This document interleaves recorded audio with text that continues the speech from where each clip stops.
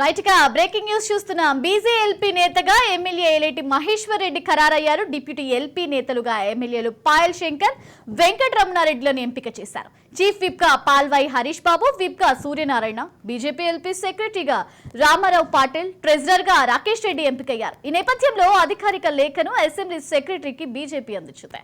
Overall ఇదే అంశానికి సంబంధించి మరింత సమాచారం మా ప్రతినిధి స్వప్న అందిస్తారు. Swapna, over to you. Honourable speaker పేరు మీద తెలంగాణ లెజిస్లేటివ్ అసెంబ్లీకి కిషన్ రెడ్డి ఒక లేఖలు ఇచ్చారు.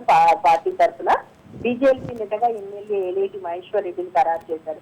మొత్తానికైతే ఈ నిర్ణయం ఎప్పుడో తీసుకోవాల్సింది, చాలా లేట్ చేసింది. ఎందుకంటే కనీసం assembly sessions second time start అయినప్పుడల్లా మొదటి రోజే ఈ నిర్ణయం తీసుకోవాలని చెప్పేసి మమ్మల్ని ఎవరిని సెలెక్ట్ చేస్తారు ఏంటి అనే దాని మీద పార్టీ మీద తీవ్ర ఒత్తిడి తెచ్చినట్టుగా తెలుస్తుంది.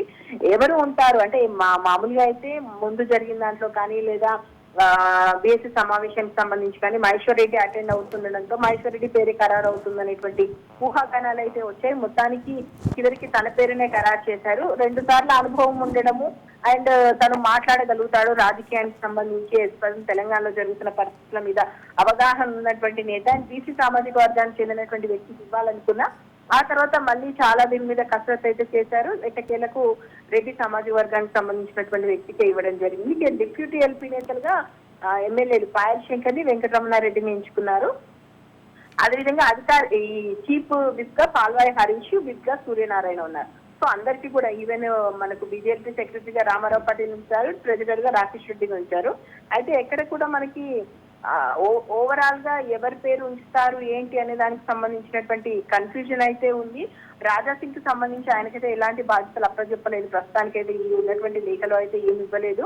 రాజాసింగ్ ని కంటిన్యూ చేస్తారు, ఎందుకంటే ఆయన అక్కడ గెలుస్తూ వస్తున్నారు. బీజేపీకి ఎవరు లేనప్పుడు కూడా సింగిల్ ఎమ్మెల్యేగా ఉన్నాడు. అసెంబ్లీలో తన వాయిస్ వినిపించగలడు. కానీ తెలుగు రాకపోవడం అనేది వచ్చినటువంటి దానికి సంబంధించి ముఖ్యంగా హిందుత్వ భావజాలం, గోవులు అంటే ఆయనకంటూ సపరేట్ ఐడెంటిటీ ఉండడంతో తనకన్నా ఇంకా వేరే వాళ్ళ నుంచి బెటరు అనేటువంటి ఆలోచనలో కాస్త అటు ఇటు అయ్యారు. కొంత వెంకటరమణారెడ్డి పేరు కూడా వినిపించినప్పటికీ చివరికైతే మహేశ్వర్ రెడ్డి పేరునే ఖరారు చేశారు. సవ్య. Right, thank you Swapna.